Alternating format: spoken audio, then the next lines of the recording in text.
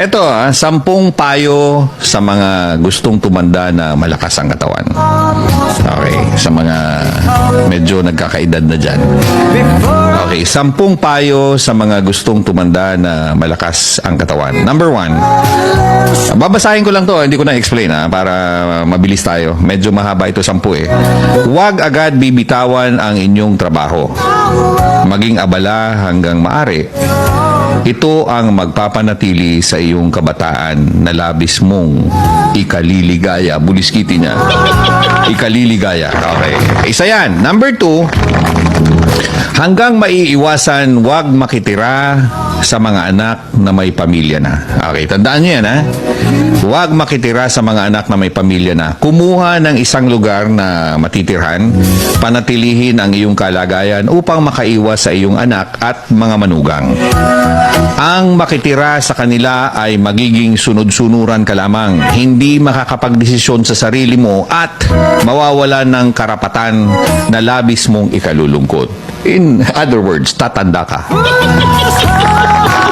Okay. Number 3, hawakan ng mahigpit ang inyong baul, kung may baul ka. Kung magbibigay ng pera sa anak, yung kaya mo lamang at laging magtira ng malaking bahagi para sa sarili mo.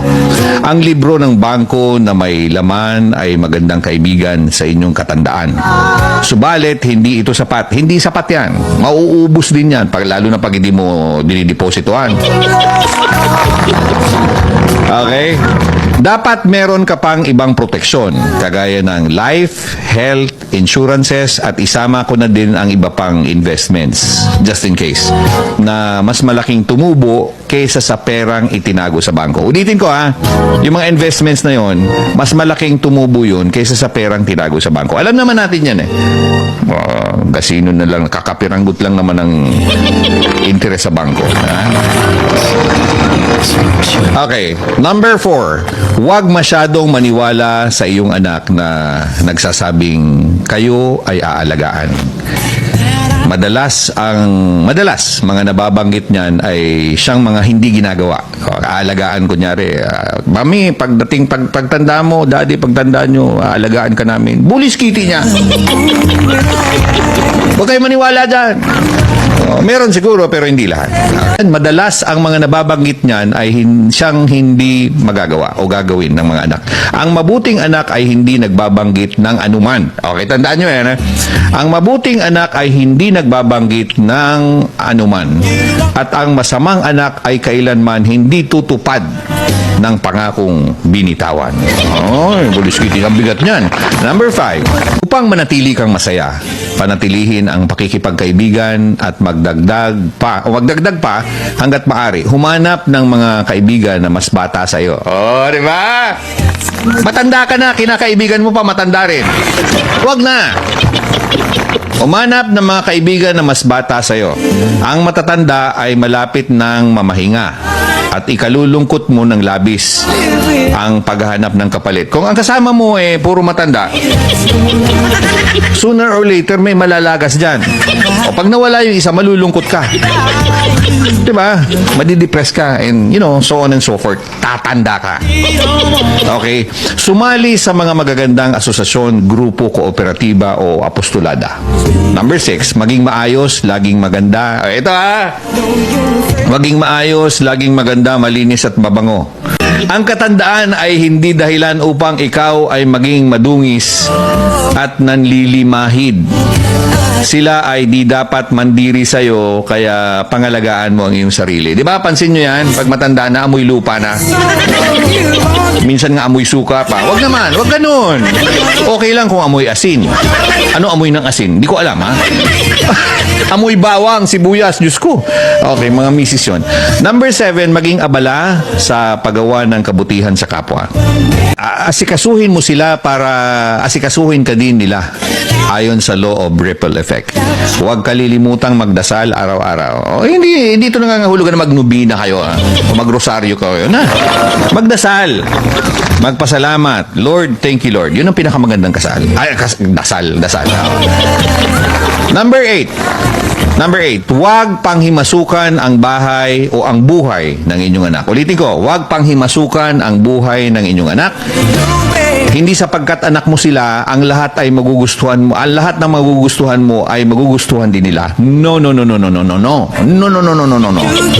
Alalahanin mong nagbabago ang panahon. Okay? The constant change. Number 9, huwag. Ito huwag ipagyabang ang iyong katandaan. Hindi sapagkat ikaw ay lumilinya na sa 80 ay napakarunong mo na. Minsan nga may 1-year-old lang, mas magaling pa sa'yo. Totoo yan. 1-year-old, 2 years old naman. Isa-isip mo na hindi mo taglay ang lahat ng karunungan sa mundo. Huwag mong isipin na ang katandaan ay kalagayan upang maging inutil ka, ulyanin ka, at wala kang silbi sa buhay. Makipagpaligsahan ka sa lahat ng bagay para may dahilan ang bawat pagising mo sa umaga. Kasi kung wala ka ng dahilan, bakit ka bumabangon sa umaga? Wala ka na, be. Okay?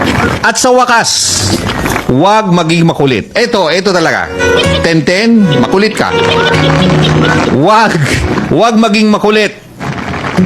Huwag ikwento ang nakaraang panahon ng paulit-ulit. Pulis kitty na, alam nyo to, paulit-ulit. Mga naikwento mo naman ng mga 100 times.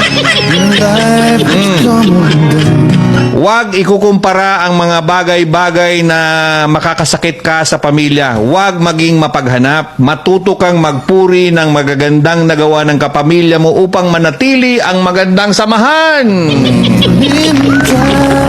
Hanggang kaya, magbasa ng dyaryo kung may dyaryo pa ngayon. Online na lang. Dyaryo, libro, at makinig sa talakayan sa radyo. Ayan, pakinggan nyo ko. Makinig kayo sa akin. Hindi lahat na pinakikinggan nyo ay maayos. Hindi ko sinabing maayos ako. Hindi ko sinabing maayos ako. Option nyo yan. Kung gusto nyo makinig sa akin, bahala kayo sa buhay nyo. Okay.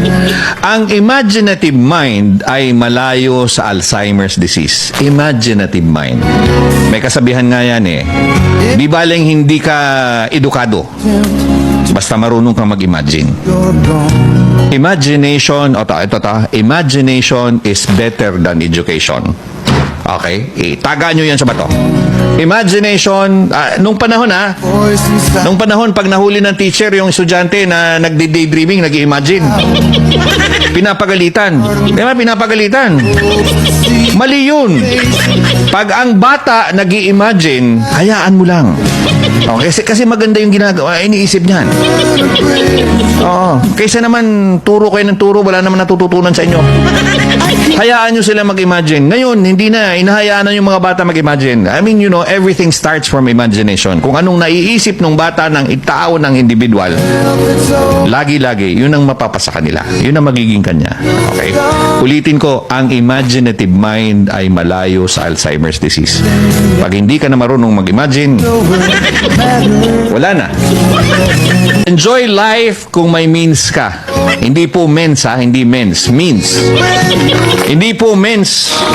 Enjoy life kung may means ka. Huwag kalimutan ang ehersisyo. Okay. Mag-exercise tayo tuwing umaga. At sa gabi. Yun po, 10 pwede nyong gawin, 10 mga bagay, 10 payo sa mga gustong tumanda na malakas ang katawan. Pakinabangan niyo po yung sinare ko sa inyo.